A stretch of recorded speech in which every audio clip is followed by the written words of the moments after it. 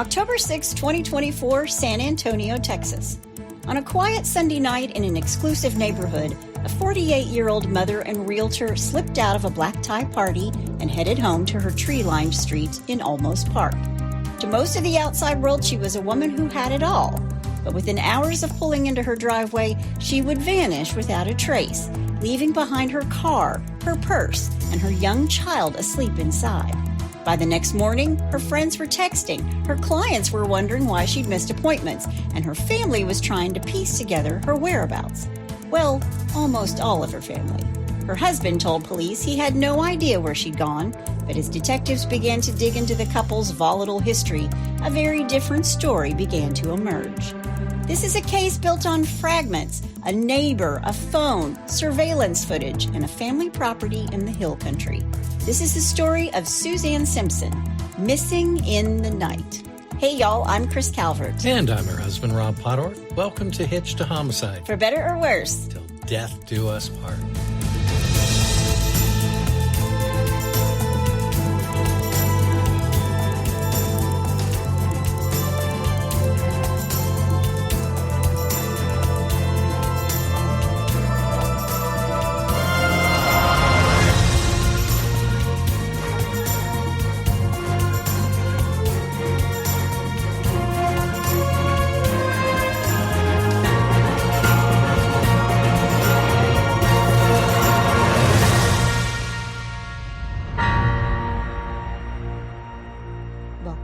Everybody. Yes, welcome. And for our friends in Latvia. Latvia. Did we play them in hockey the other night? I think I can't remember. I can't remember either. We've been keeping up with the Olympics. So Yep. Well, for those people in Latvia. Yes. Laipni Ludsam. And I have a feeling that is not what they said going off the ice to the American hockey players after I believe we beat them 5 or 6-1, maybe something like that. Yeah. They're doing great. Yeah, they are. Well, wherever you're listening, be sure to subscribe to Hitch to Homicide, then like, rate, and review the podcast so others who love true crime and are just like you can find us. Yep. And if you're watching us on YouTube, please hit that subscribe button below. Please do. If you want true crime with us all the time, go join our close Facebook group, the In-Laws and Outlaws. Go to Facebook, type in H2H, because that's what we call ourselves, In-Laws and Outlaws. The number two. The number two. Yep. Answer a couple questions. You are in. Go join. Lots of funny people in there. I like to post extra information in there. That's our family. We love them a lot. Yep. You can find us on Instagram at Hitch to Homicide or on X at H2H_podcast. We also have a Buy Me a Coffee link if you want to send Rob some coffee. In my new coffee mug. He drinks it every episode in the coffee mug that we can't quit talking about. You can find that link in our show notes. Yes. You can also send us a text. The link to that is at the top of the show notes where it says, send Chris and Rob a text. Yes. I got through that as fast as I could. You did well. And people who automatically go skip ahead trying to get away from me saying all those things are going to find themselves in the story. There you go. Because I went so fast today. Also, we this past weekend was Valentine's Day, so we want to wish everyone a happy belated Valentine's Day. Happy belated Valentine's Day. And you know what? It's okay if it was a Galentine's Day, too, if you just went out with your girlfriends or your dudes or whatever. It's okay to be alone. It's okay to be in love. It's okay to love yourself. A Dudentine's Day. Exactly. Dudentine's. They gave each other steak nuggets. It's perfect. Well, this is an ongoing court case. Okay. This is happening in real time, so we're going to have to come back to this case. It's super interesting, but I didn't want to let it pass me by. Before we get started, let me thank some sources: the San Antonio Report, CrimeTimelines.com, the Drop Dead Serious Podcast, Court TV, KSAT 12, KENS 5, News 4, Facebook, Fox News, MySanAntonio.com, and many others. I don't ever give all the sources. If you go to the show notes, there's a long list of them there. They're all there. They're all there. Okay. Well, you ready? I am. Let's do it. Suzanne Clark was born in San Antonio, Texas on June 16, 1973 to Philip and Barbara Clark. Her dad was in the Navy. He's a Navy vet. There you go. Just like Rob's dad. Yep. And he was an attorney. Her parents will divorce after 17 years of marriage when Suzanne was around 14 years old. She attended and graduated from Texas Military Institute, which is a private college prep school for students from grades 6 to 12. It is a boarding school and a day school both, with day students paying between $29,000 and $33,000 a year. So Whoa. It's very expensive and very exclusive. And I apologize. What year was this? She was born in 73, Okay. so yeah. Wow. Mm-hmm. Holy cow. When she graduated, she attended the University of Texas at Austin. Hook 'em horns. Yeah. I had to say it. Hook 'em horns. Not a Texas fan, but know lots of people who are. Yeah. She gets her BS in Business and Corporate Communications, graduating in 1995. So there you go. She was in school in high school in late 80s, early 90s. That always makes me laugh when you say, I've got a BS in. I have a BA in BS. Welcome to the world of advertising and public relations. And there you go. It served me well. Yes, it has. Following college, she worked for Dell Technologies as an account manager from 1997 to 2003. And somewhere in there, she meets and marries Brad Chandler Simpson. Now, I had to do the math to get some idea of when they marry, but it seems they got married sometime in 2002 or 2001. They had their first child in 2004. Now, they're going to have 4 children together, 3 girls and 1 boy.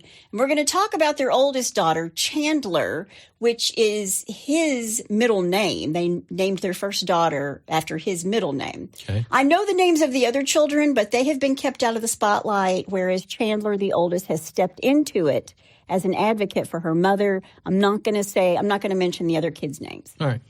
After marriage to Brad, Suzanne goes to work at Avnet Technology Solutions as an IBM hardware account manager. Wasn't that in the Terminator? I don't think so. That was Skynet, sorry. Okay. How do you remember that? Yeah. Good Lord. From 2003 to 2009, she worked there.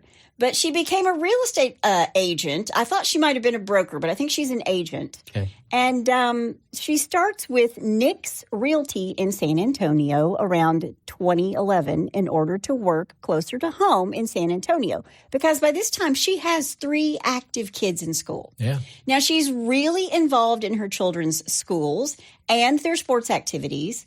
And according to an article in Town and Country, Suzanne was a friendly regular at a nearby coffee shop, a bright, smiling supermom who could talk to anyone, a successful real estate agent, a hilariously bad driver. She was someone who always put others first, especially her children. She loved microwavable Indian food and eating at a place called Chris Madrid's, which is a Mexican-style burger place near their home. It might be Madrid's, because that's what we call it, the new Madrid Fault here in Kentucky, but maybe it's Madrid there. Okay.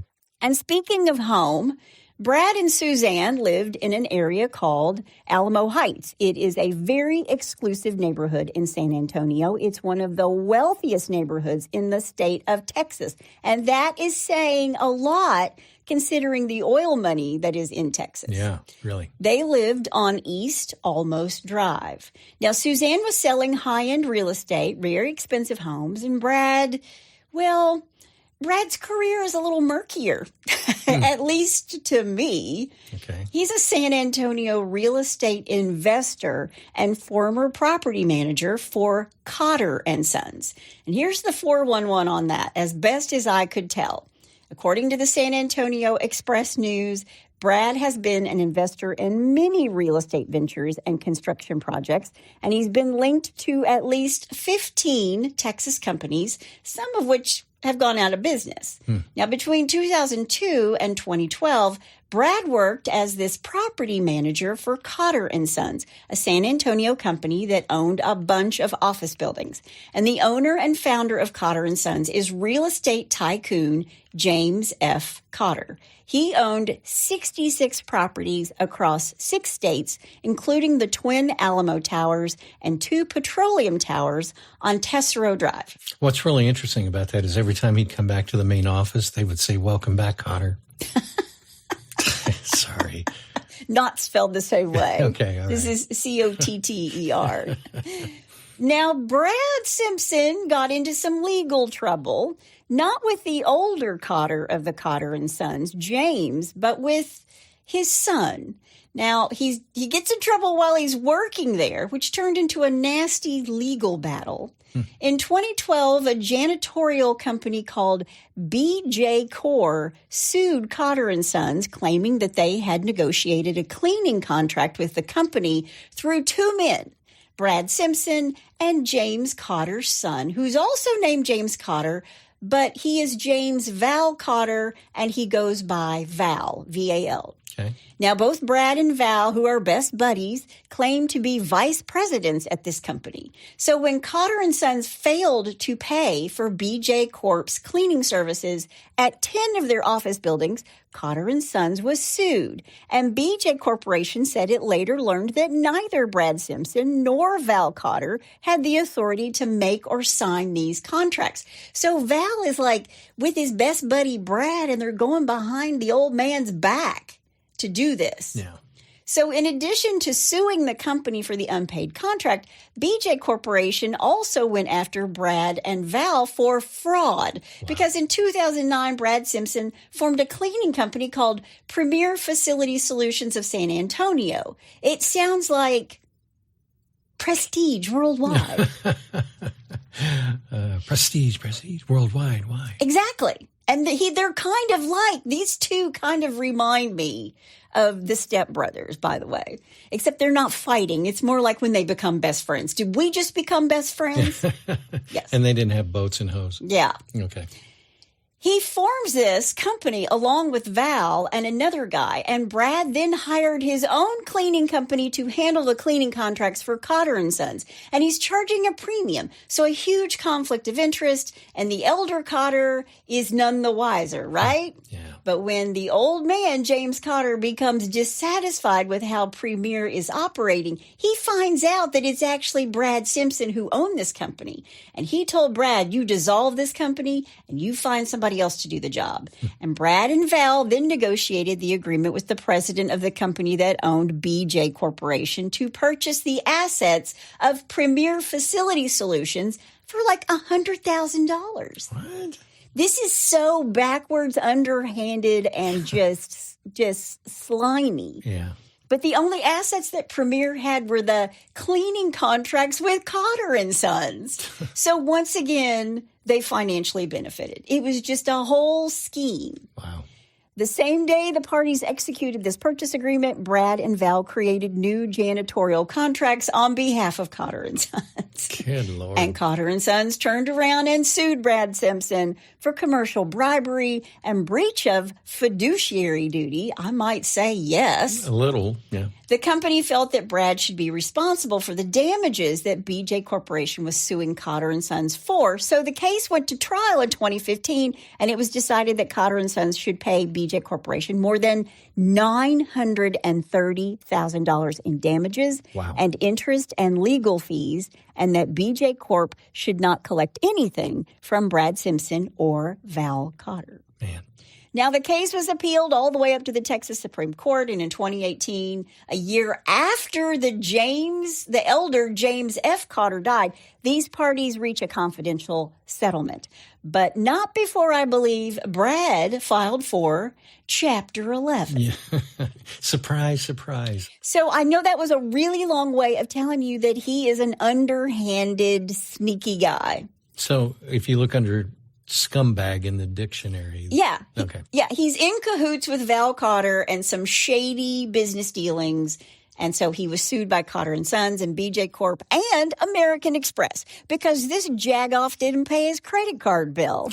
In 2019, American Express sued his company Live Oak Investments because he wouldn't or couldn't pay $14,000 in charges. He's going to settle for $7,500 in payments. He's going to make these payments over a year.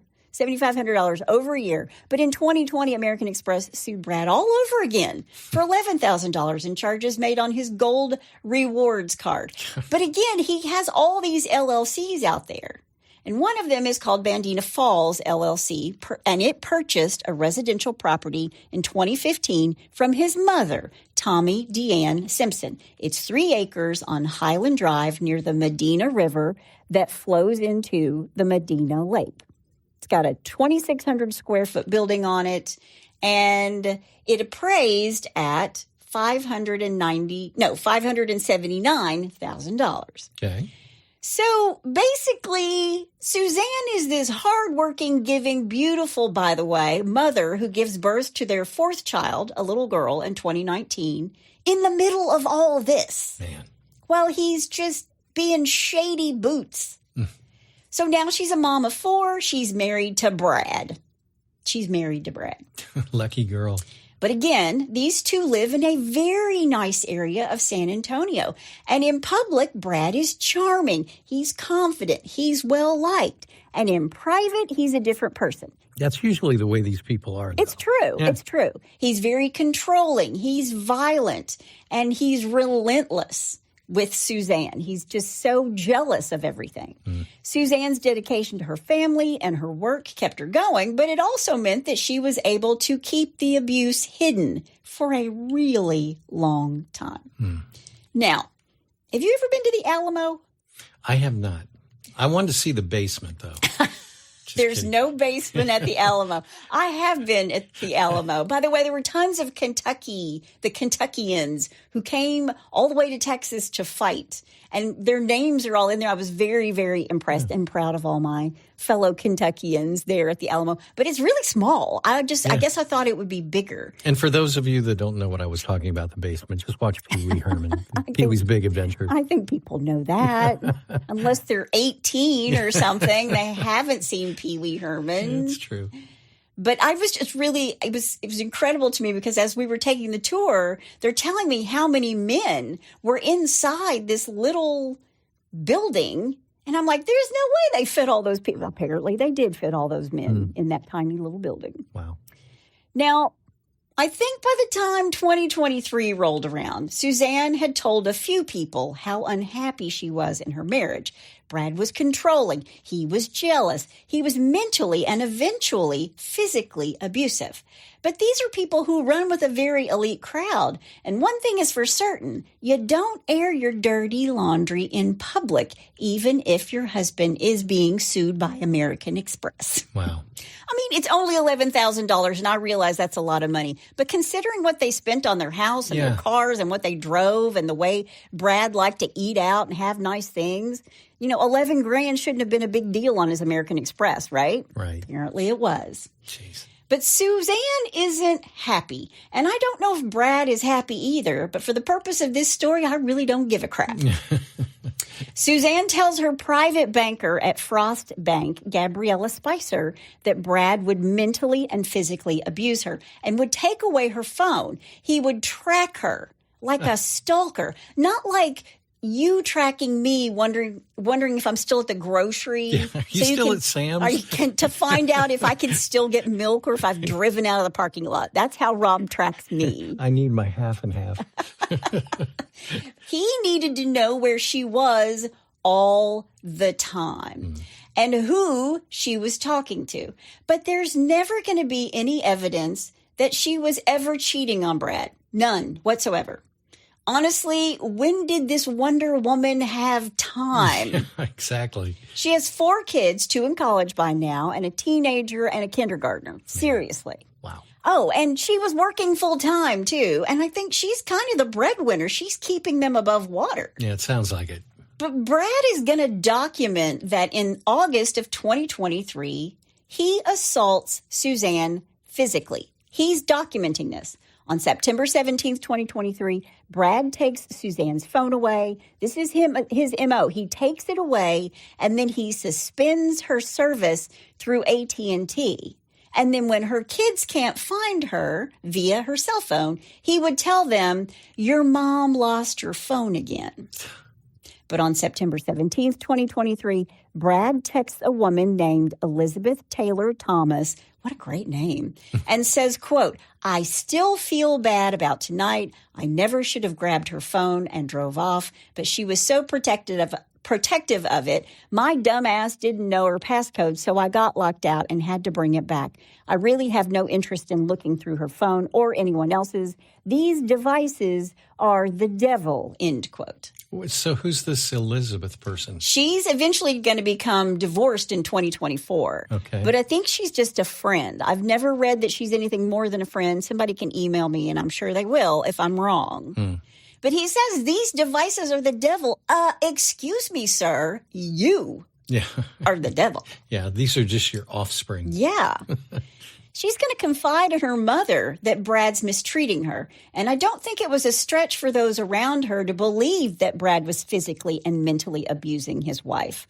But again, they're keeping up appearances. Him because of his inflated sense of self, his ego, and her, most likely, and this is just in my opinion, to keep from being that couple. It's the South. People love to clutch their pearls and gossip, and I just don't think she wanted it to be about her. Sure. Because from the outside, I think their entire life looked pretty shiny and beautiful, but underneath it was chaos. Well, and also, I mean, she's the face of this real estate company. Well, she's one of their real estate agents, and she is making a lot of money. And yeah.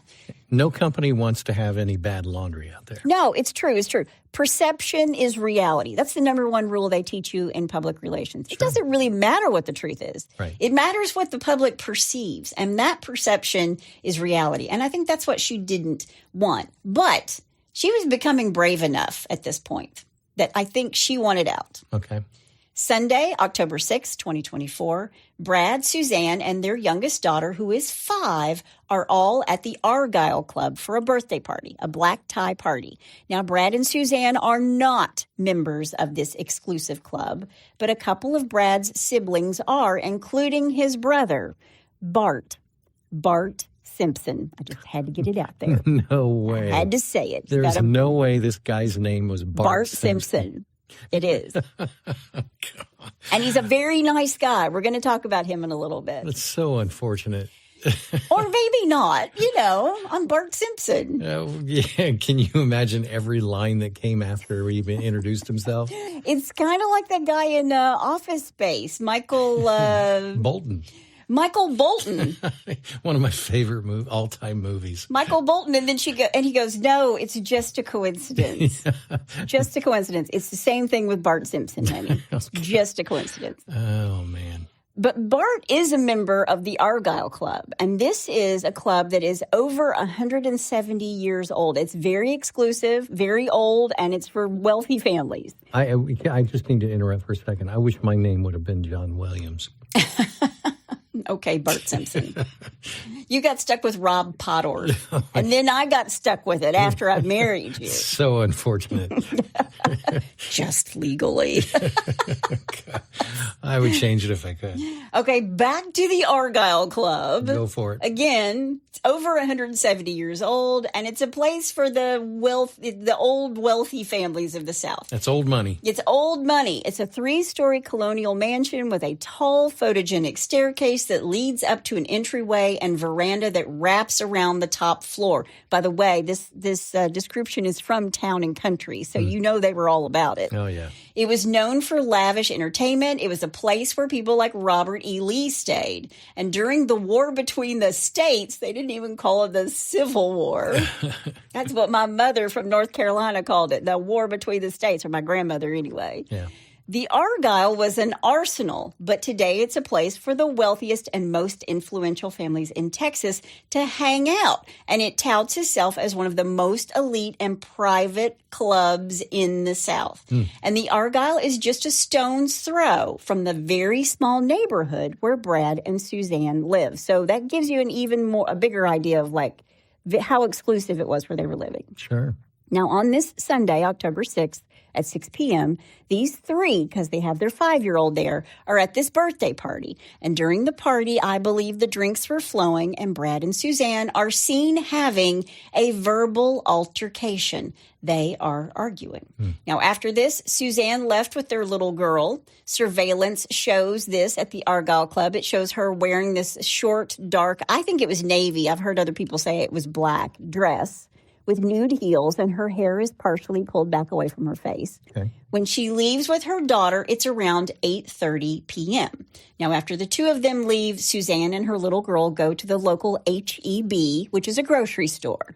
And the cameras there show that she arrived around 8:40 and left about 8:51 before getting back into her car and heading home to 520 East Olmos Drive. Okay. Now, at some point, Brad has also come home to the house because between the time that she leaves the grocery at 8:51 until just before 9:15, Brad has put hands on Suzanne. And Suzanne calls her friend, Graham Matthews, and tells this friend that she's coming over. Then a minute later at 9:16, she calls her mother, Barbara Clark. She tells her mom that Brad had physically assaulted her, and he does this in front of their 5-year-old daughter. He pushes her down the stairs against the wall and slaps her across the face. So she's called her friend saying she's coming over, and then she calls her mom to say that Brad had hurt her. He had hurt her arm and her back.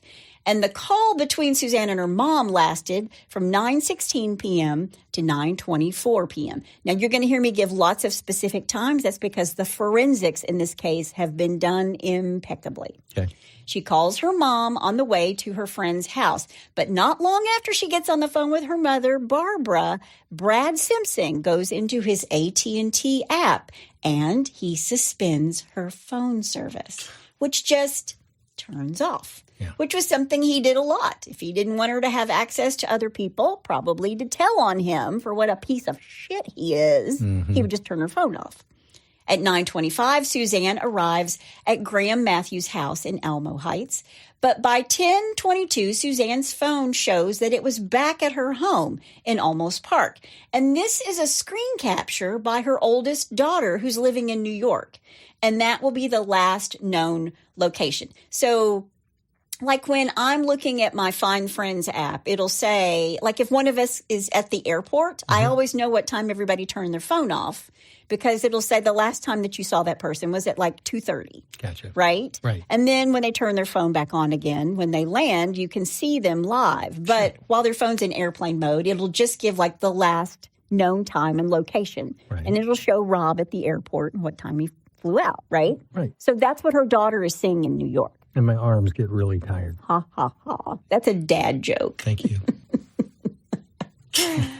Around 10:30 p.m., Suzanne and Brad's neighbor, Albert, he goes by Bert Hernandez, who lives across the street in this very secluded neighborhood, he can hear arguing. He can hear Suzanne and Brad arguing loudly, and it escalates. And the neighbor looks out his window, and he can see Brad and Suzanne fighting. But it's a physical struggle this time between the two of them. And Suzanne is trying to get away from Brad. She's struggling to get out of his grip, but Brad isn't letting her go. But Suzanne breaks free from him and runs into the woods that are adjacent to their home and this neighborhood. And Brad follows. And this neighbor is worried. I'm going to say, quote, worried. Okay, I got my air quotes up. Yeah. He grabs a flashlight to go outside. And when he's outside, he hears screaming. 2 to 3 distinct screams. Wow. Now, at this point, the neighbor who was worried, I got my air quotes up again, goes back inside. He does nothing. Really? He doesn't call 911. What? He doesn't go over to where the screams are to make sure Suzanne's okay. Nope. He goes back inside. Now, nothing against Bert. I kind of get it. This is a whole phenomenon, and it's been studied by psychologists. People don't want to get involved. Yeah, but the Houston Texans were also playing, so he had to go back. I don't know if that was true or not. I don't know. I think Bert probably wanted to be a good neighbor, but maybe he just didn't know what to do, didn't think he should step in. What if he steps in and, they're just really just fighting? Is it really any of his business? Again, very exclusive neighborhood. People just don't air their dirty laundry, and people don't want to get involved, right? Yeah, but still, I mean, listen. I'm trying to take up for him. I'm trying to take up for Bert. Because it's not hard to just get on the phone and call 911 and say, listen, I've heard some screaming. I agree with you. Yeah. I agree with you. But he did not. Okay. He did not. Now, just hang on, because he's going to come back into our story. I'm hanging and clinging. Then beginning at 11:06, Brad starts doing this thing where he's powering his phone off and on. This is called lockdown mode. He's making it harder to be tracked via his phone. And this isn't just done like on a whim, y'all. He would have to know or have looked this up. It just makes it harder to get data out of your phone later, but it can be done. Okay. So this is what Brad starts doing from around 11:06 p.m. on Sunday, October 6th into the wee hours of Monday, the 7th, and throughout the day. But he's not as smart as he thinks he is, okay? Because there are cameras everywhere. Sure. Everywhere. Yeah. Now, at midnight, the neighbor, Bert, sees Brad start his black GMC pickup and leave. He drives a big old truck. And he's going to return about an hour later. So Bert's kind of keeping track of him, right? Right. At 12:33 a.m., Brad's truck is at the H-E-B grocery store in Olmos Park, and he's picked up by the surveillance cameras there. In the back of his truck bed is a large ice chest, a great big cooler, but nothing else. Okay. At 7:15 a.m., Suzanne's phone pings at a business parking lot in the 4000 block of McCullough, then goes inactive. At 7:53 a.m., Brad, driving this same truck, takes his 5-year-old daughter to school at the Howard Early Childhood Center. She's in kindergarten. And after taking his daughter to school, this is, by the way, taking his daughter to school is something that Brad never did. Mm-hmm. But when he does take his daughter to school, there's surveillance footage, and this cooler is still in the back of his truck bed, but there are now at least 2 white trash bags with red drawstring ties, also in the back of his truck. Okay. Now, after he takes his daughter to school at 9:12 a.m., Brad goes through the drive-thru at a Whataburger in Kendall County, which is in Boerne, Texas, which is 40 miles or so from Olmos Park.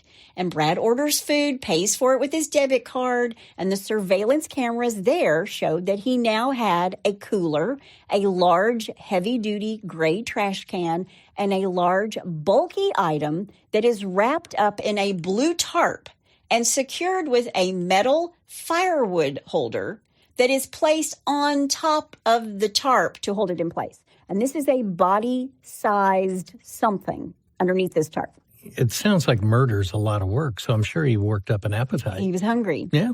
After Brad leaves Whataburger, he goes not a stone's throw to a Home Depot that sits adjacent to this Whataburger. He's on surveillance cameras there at 9:53 a.m. buying 2 bags of Quick Right cement, an orange Home Depot construction bucket with a lid, and a box of 32-count construction trash bags, and a 30-ounce bottle of Clorox spray, and some insect repellent. I wonder what that was for. Now, here's what's interesting. At Home Depot, Brad pays cash for everything. So he's fine to use his card to eat. Yeah. But having a record of buying stuff at Home Depot, he thinks is a bad idea. He doesn't want to be tracked, and he's still turning his phone off and on. And again, he's thinking he's so smart. He is on cameras everywhere. Right. He takes it all to the parking lot. He puts it in his truck. And while he's in this parking lot, Brad stops a man, just a total stranger, and asks for directions to the nearest dump in Boerne, Texas. And this guy gives Brad directions to the Kendall County solid waste site on Spanish Pass Road. And Brad heads to the dump, and he powers off his phone again. But of course, Home Depot has him on camera and even in the parking lot, and his truck is tracking his movements. If you have a newer car and something happens to you, your car has a computer in it. It can be tracked. Yep. But he's not smart enough to know that, okay? At 10:07 a.m., while his phone is powered off, A license plate reader, a camera, picked up his truck, and everything that's in his truck bed is seen. Again, it hasn't changed from what they saw in the truck bed at Home Depot. Right. From about 10 a.m. to 10:30, Brad goes to the Kendall County dump site at 46 Spanish Pass Road. Again, he's there for 30 minutes. He's picked up on another surveillance camera from the local business near the dump site, driving away. Then at 11:15 a.m., he's picked up again at a Valero Stripe gas station in Bernie, Texas, Kendall County. While he's there, he buys gas and 2 1-gallon jugs of water. Now, the surveillance footage there shows that the white trash bags that were once in his truck bed are no longer there. But the blue tarp, the firewood rack, and the trash can are still there. Okay. And as far as Brad is concerned, he has started the day in black sandals. So I guess like Tevas, I don't think they're flip-flops. I never read what they really were. But now he has on boots, okay? So he's changed his shoes. Okay. After this, Brad's truck heads west through Bandera County in Medina, Texas. I hope it's not Medina. Somebody in Texas will let me know. Well, we have Lima, Ohio, which is really what we say is Lima. Yeah, I know. So same thing. Medina, I apologize, Texas. Potato. He again turns off his phone. He's there for 13 minutes before he travels east back to Kendall County.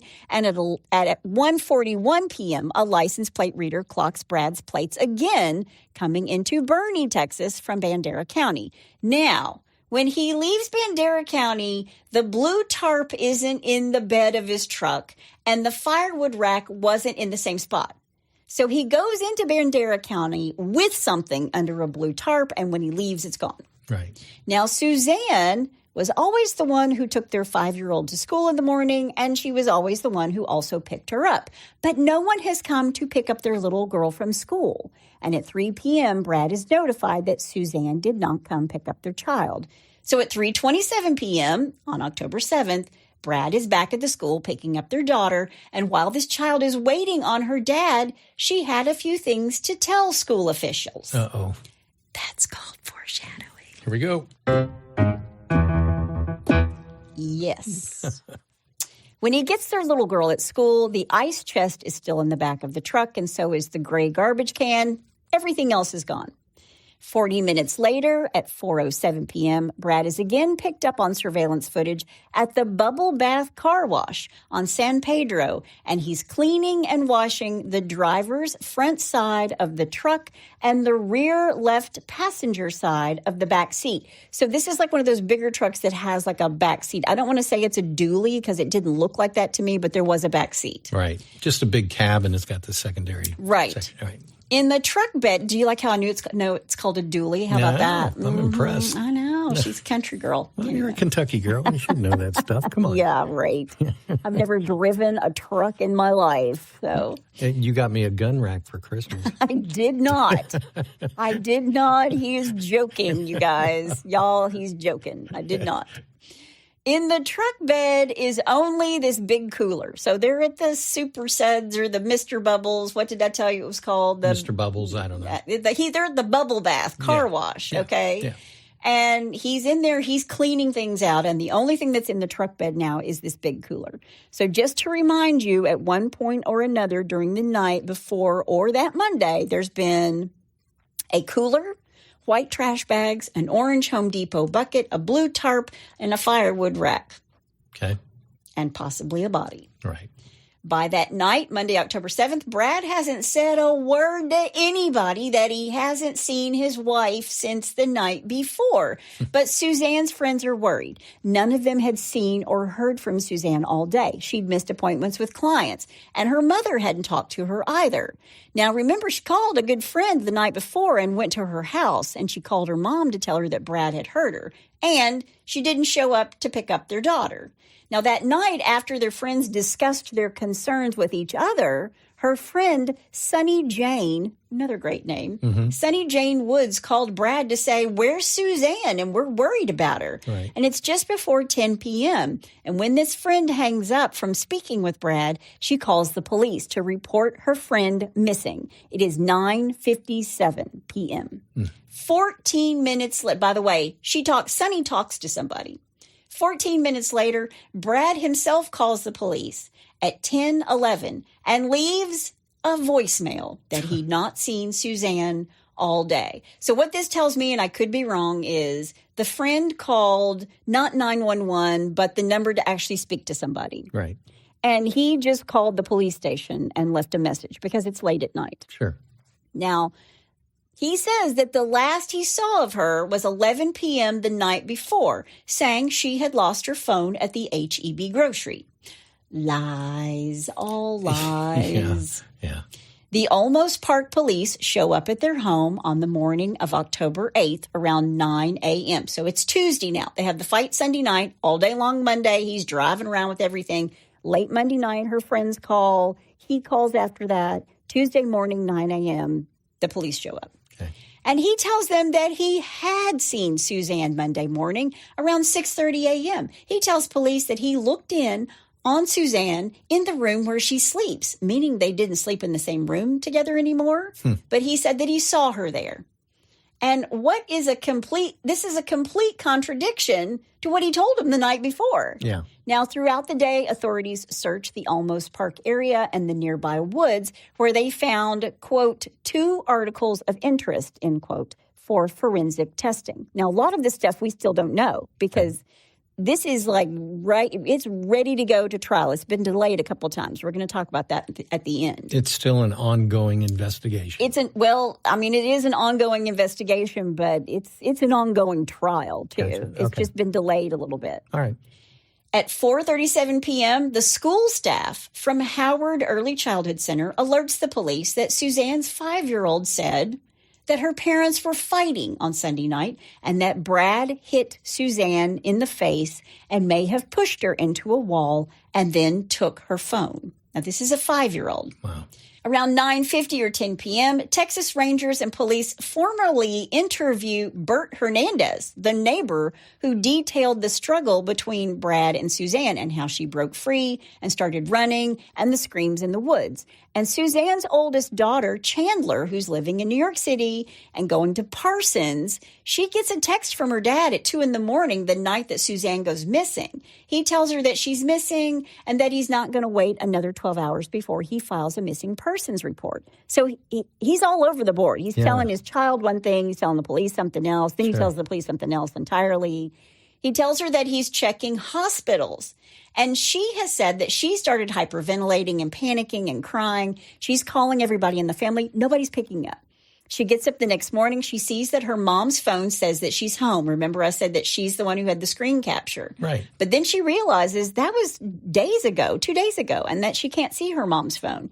And so she hops a plane, goes home, taking a flight into San Antonio. And when she arrives, her dad still had not called her or texted her.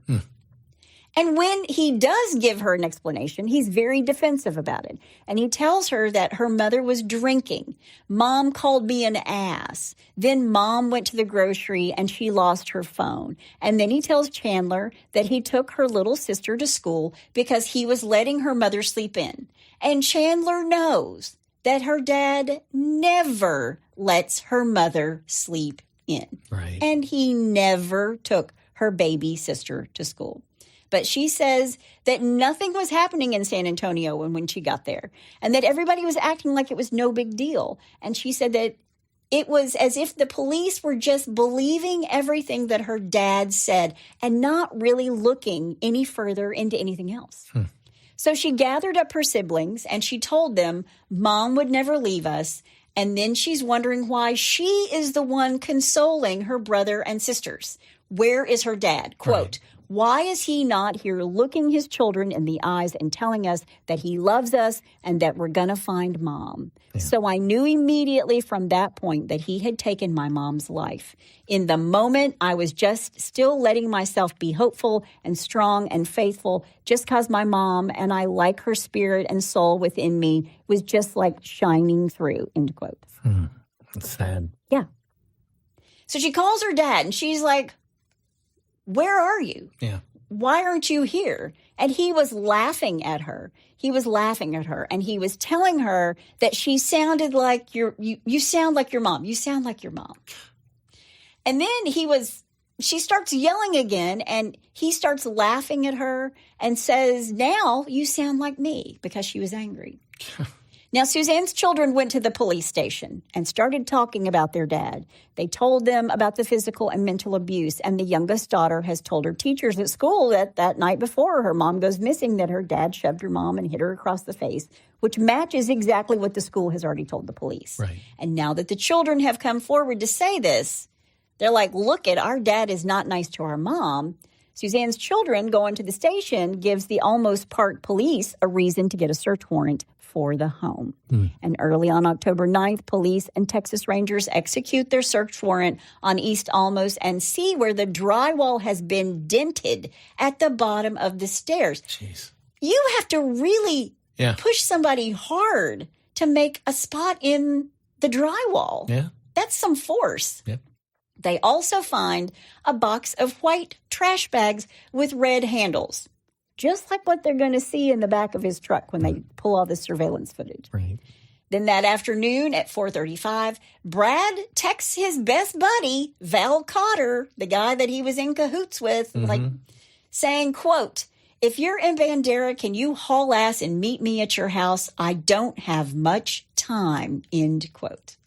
And Val tells him in a text that he would be there in 40 minutes. And Brad responds in a text, quote, okay, make sure and leave all that shit into the pump house, especially the gun, end quote. Whoa.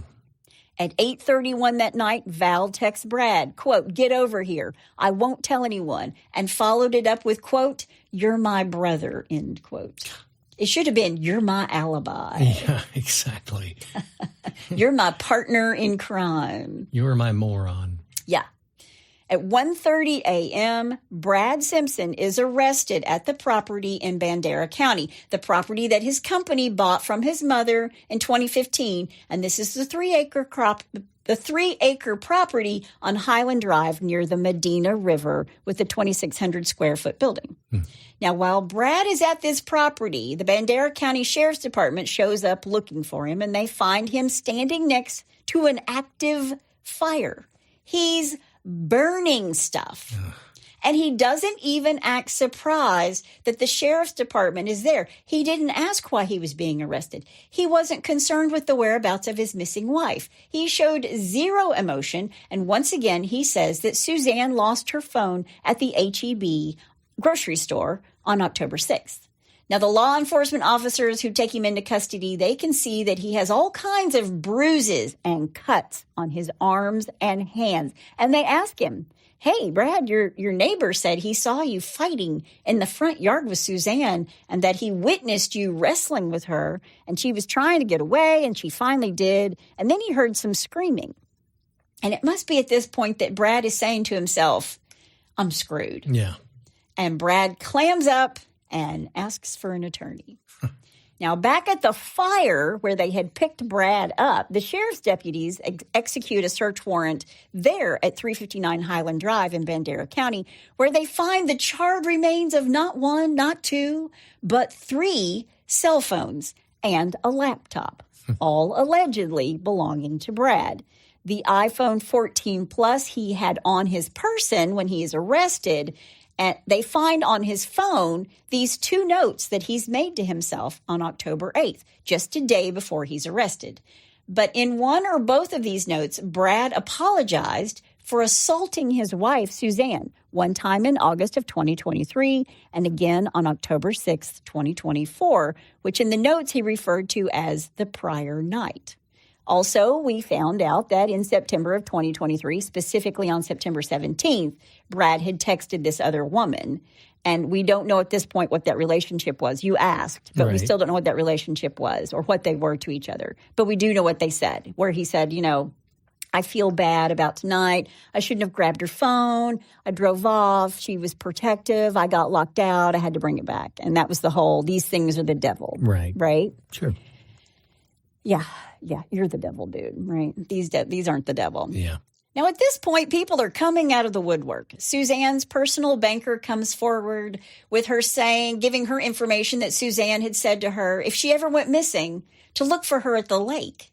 Now, this property is on Medina River, which empties into Medina Lake, where they found him by the fire burning the phones. Right. Later in the month of October, police searched their home once again. On October 23rd, the police find a bag of quick-set concrete, a box of heavy-duty construction bags with only 28 of 32 bags remaining, as well as that gray garbage can and the firewood rack. Police have looked in a wooded area just off a highway in San Antonio. They went through the landfill for days, but they didn't find anything. Meanwhile, Brad is saying nothing.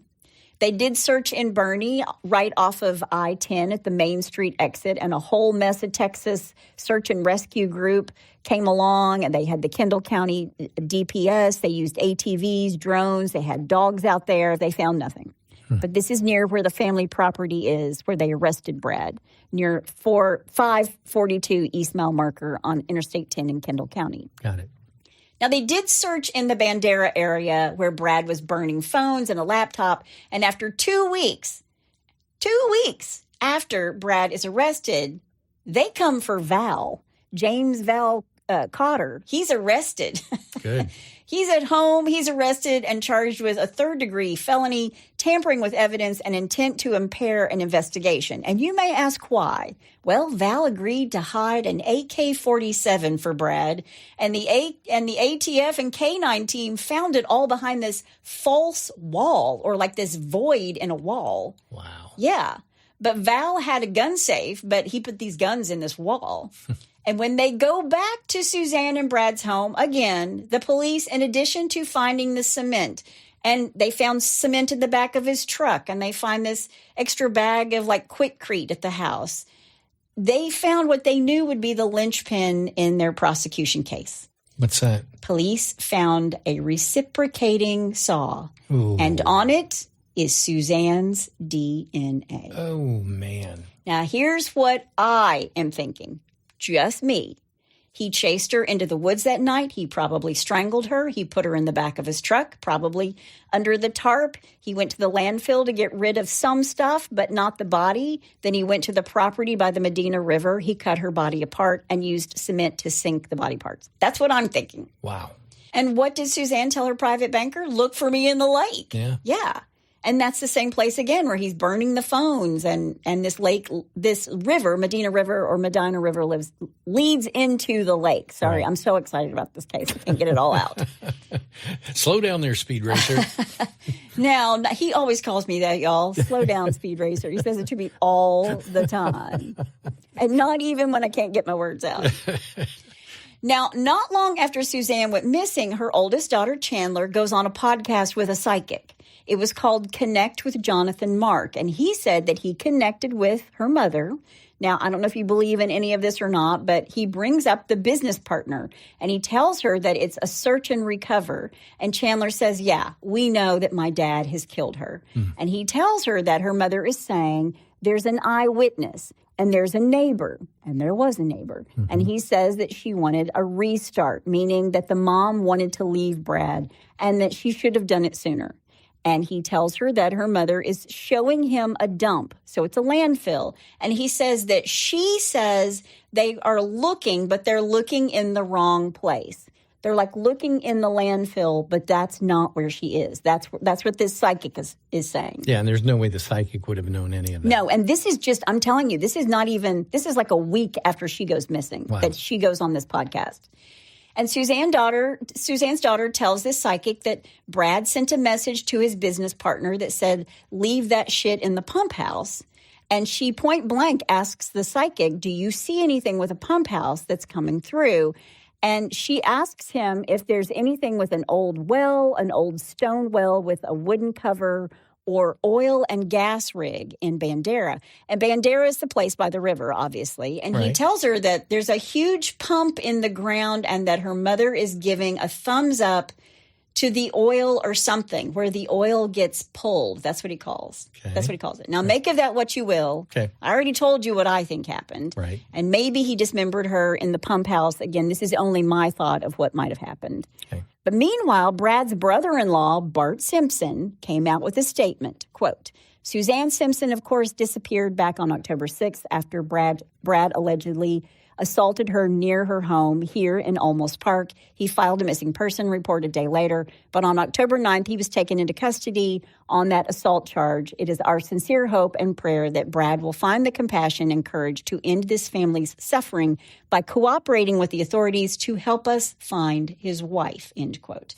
And I will say, his family has been very supportive of the kids, I believe. Right. So they're like cooperating. They're like, come on, Brad, come on.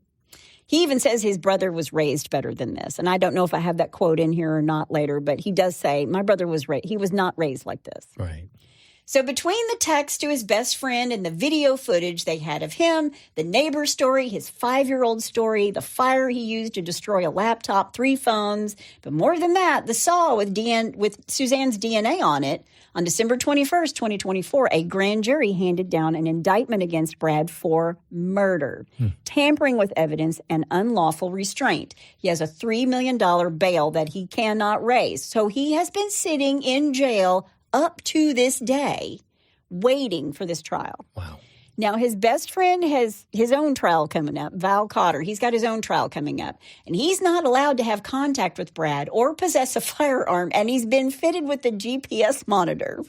He's been charged with removing Brad's AK-47 that was illegally modified and hiding it in his home. And he's facing 2 felony charges: tampering with or fabricating physical evidence with intent to impair an investigations and possession of prohibited weapons. Now, Brad's defense has filed a motion to quash the indictment, claiming that the prosecution lacked enough evidence to prove that Brad had murdered Suzanne.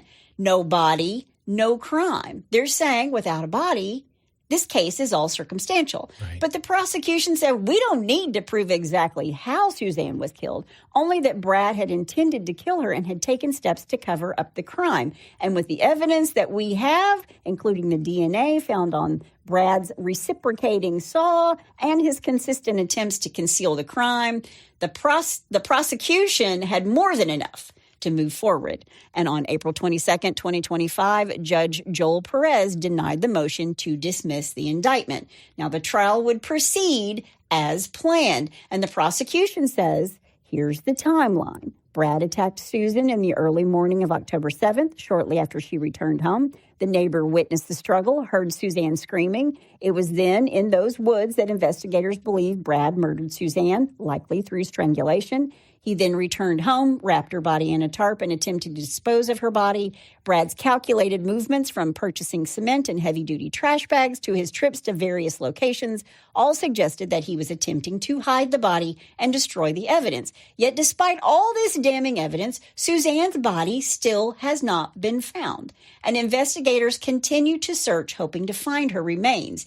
And in the meantime, Suzanne's family continues to fight for justice, refusing to let her memory fade into the darkness. Her daughter Chandler became a vocal advocate for domestic violence awareness, determined to be the voice for her mother until justice is finally served. And it's coming. The trial was set in 2025 for 2026, right now. Okay. So here's where we are. Brad Simpson is still in Bexar County Jail on a $2 million bond. He's charged with murder, tampering with a corpse, tampering with physical evidence, and possession of a prohibited weapon in connection with the October 2024 disappearance and presumed death of his wife, Suzanne.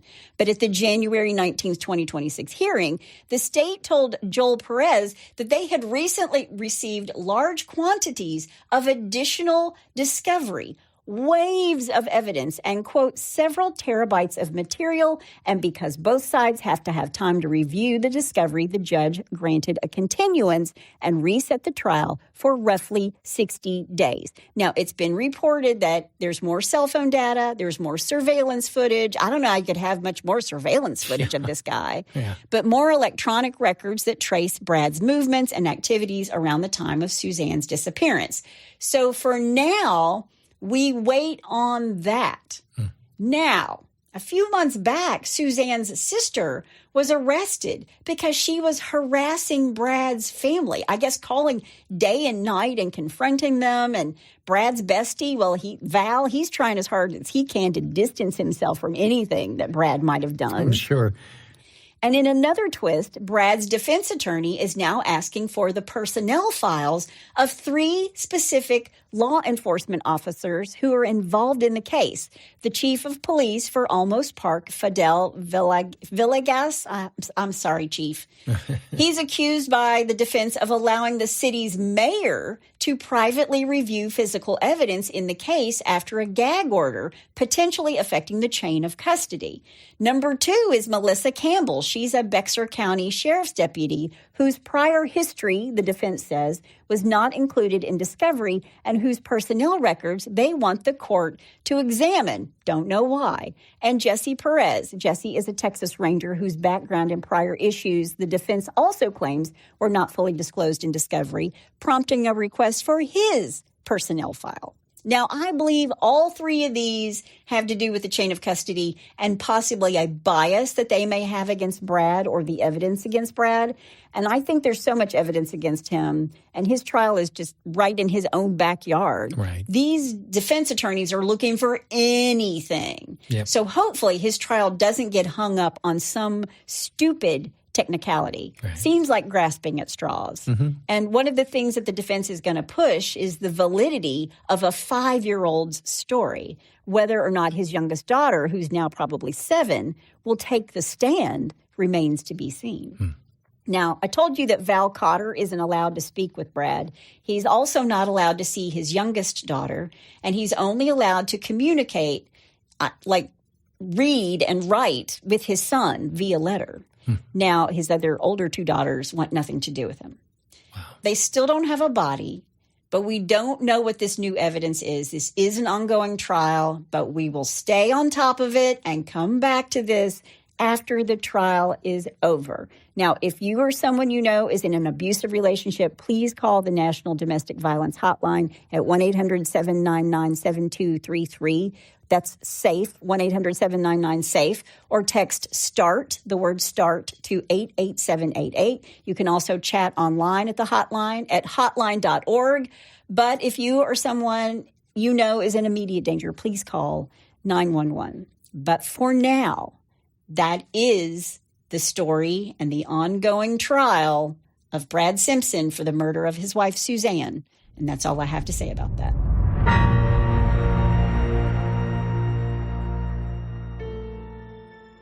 For nearly 7 years, Jane Doe has lived in the shadows, her past buried deep beneath layers of secrecy and silence. After completing more than was asked of her in her last assignment for the enigmatic Kywolf project, Jane Doe vanished without a trace, leaving behind a trail of dead bodies and unanswered questions. But now, as the specter of her past returns with a vengeance, Jane finds herself thrust back into a world she thought she'd left behind forever. When her former sins come knocking on her door, Jane is faced with an impossible choice: continue to hide in the shadows, or once again take up arms against the forces that threaten to tear apart the fabric of society. With enemies lurking around every corner and allies who may not be what they seem, Jane must rely on her wits, training, and her unyielding determination to survive. And while trust is a luxury she cannot afford, Jane must confront the truth about herself and her past. As the clock ticks, she realizes that the line between family, friend, and foe are razor thin, and in the end, the only person she can rely on is herself. Jane Doe 4 Charlotte is available September 24th, 2024. No name, no regrets, no mercy. Okay, I only really have one take on this, and that's about the profiles that the defense wants. Yeah. A couple things. Yeah, they're grasping for straws. They're looking for anything. I also think that any defense attorney, they're going to look for any distraction they can to give them more time. Well, I mean, they've already got an extra 60 days, so it's already been pushed into March because I think it was like January 19th that they got all this new discovery, and right. The defense has to have time. And prosecution was even like, we're just now getting this discovery. We need time. And, of course, they have to hand everything over as well. Yeah. So, but they have more surveillance footage, more of a digital footprint of Brad. I mean, it doesn't seem good for Brad. Yeah. Well, and also, I mean, he's burning his laptop, but still, I mean, everything's on the internet. You know, I mean, there's the cloud, there's everything. So, I mean, you can burn your hard drive, but they still have evidence from, like I said, the cloud. Yeah, because this isn't a case from 1990. This is a case from like a year and a half ago. Yeah. Yeah, for real. The one thing I didn't tell you, when the daughter goes to the psychic and does the podcast, the mom who's coming through is saying he thinks he's really smart, but he's not. And when I was doing my research, I was like, this guy thinks he's so smart, and he is just not. And then when I read that transcript from that podcast, I was like, Suzanne, yes, I agree with you. Yeah. He does think he's smart, and he's not. He's just not. But I feel worse. The kids, yeah. The 4 kids, and the 2 older ones are in college. The one who is a teenager is probably getting ready to go off to college right now. Right. And that's who my heart breaks for, is these 4 kids, because their mother loved them so much. They were her life, and I get that. And when you're a mom and you're like, my kids are everything to me. Yeah. And their dad had to go and screw it all up. Yep. Yep. Well, hopefully she'll find justice. Yes. Suzanne needs justice. But if anybody knows anything, I will say I will put the numbers in the show notes, because there's in Texas and San Antonio and the area and around the area, they're still looking for leads. If you know something, they want you to step forward and say something. If you have found something, they want to know. They want to know. Yeah, good. Well, obviously he's not the smartest, tool in the... Is this your segue? This is my segue. I'm trying to figure out how to segue out of this I'm just going to throw up the heart. Well, bless your heart. All right, number 1. I'm already laughing. Number 1. I'm calling this Don't Mind Me. Don't mind me. Yep, and this was posted in the In-Laws and Outlaws by Sonia T. Dunn. So thank you, Sonia, for Thanks, posting Sonia. that. Yep. A Florida woman is accused of turning a Target into her own personal cocktail lounge after police say she cruised the store in a motorized shopping cart while drinking wine straight from the bottle and eating sushi and cinnamon rolls. You know how many women have said she's their spirit animal? I've seen this. According to Orlando police, in Florida, imagine that. The woman rolled through the aisles like she owned the place, allegedly helping herself to food and alcohol as stunned shoppers watched the impromptu, quote, Target tasting menu, unquote, unfold in real time. Witnesses say the woman appeared unfazed, casually snacking and sipping while employees attempted to intervene. I mean, if you got to snap in Target. Exactly. The situation escalated when staff realized this wasn't a bad joke or a social experiment. It was allegedly theft with wheels. A social experiment. Yeah. Police were called abruptly, ending the retail happy hour. Aww. The woman was arrested and booked by the Orlando PD, where her mugshot now joins the proud tradition of Florida's most questionable life choices. I'm pretty sure she got a smile on her face in that mugshot, too, if I remember correctly. If I can find it, I'll post it. All right. Online reaction was instant and savage. Some called it peak Florida brunch. Others joked she managed to combine grocery shopping, wine night, and a DUI vibe without leaving the store. I couldn't even say that straight. Authorities remind shoppers that Target does not offer curbside cocktails and that the wine and drive applies to indoors also. Oh, okay. All right, number 2. Number 2. I think I may be in the wrong bar. Okay, more alcohol-related stuff. Mm-hmm. An armed robber picked the wrong target when he raided an Australian bar where a biker gang was holding a meeting. It's very unfortunate. It's like Pee Wee Herman. Yeah. I'm trying to use the phone. Yeah. He ended up hogtied and in a hospital. Hogtied? The man and an accomplice wearing a ski mask and waving machetes stormed into a club in Western Sydney suburb shortly before 9 p.m. Wednesday and yelled at patrons to lie down as they tried to rob the cash register, police said. Oh, my gosh. Now, about 50 members of the Southern Cross Motorcycle Cruiser Club had just started a club meeting in another room, and the bikers jumped up to intervene. One robber escaped by leaping over a balcony while the other tried to flee through a service entrance, according to the club's president, who identified himself only as Jester. We caught him at the fence and crash tackled him and hogtied him to the ground and waited for the police to get there, Jester said. Police confirmed club patrons had subdued one of the robbers who was taken to a hospital with minor injuries, but did not give further details. Police captured other suspects nearby. Don't mess with the Aussie bikers, man. Yeah. All right, number 3, and finally. A hampered break-in. Okay. Police say a man broke into a Mesa apartment Thursday morning only to have his burglary plan hampered by getting caught in a clothes hamper. Mesa Police Detective Mike Melendez tells New York Times that a 45-year-old man was in the bathroom of his apartment on the 300 block of North Alma School Road when he heard noise coming from his bedroom. Okay. The man grabbed a broom as his defense and went into his bedroom where he found 20-year-old Michael Triaz tangled in his clothes hamper, which Melendez says was made from PVC and netting. According to court documents, Triaz had apparently just jumped through the bedroom window when he fell straight into the hamper and couldn't get out, ending a very short-lived burglary attempt.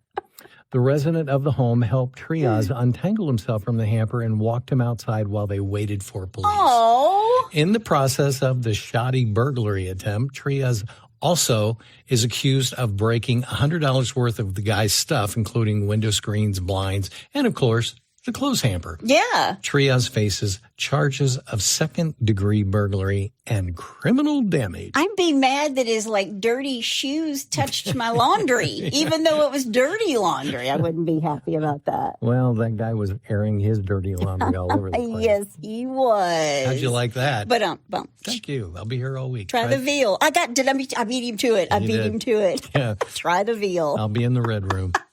He has to have the last word.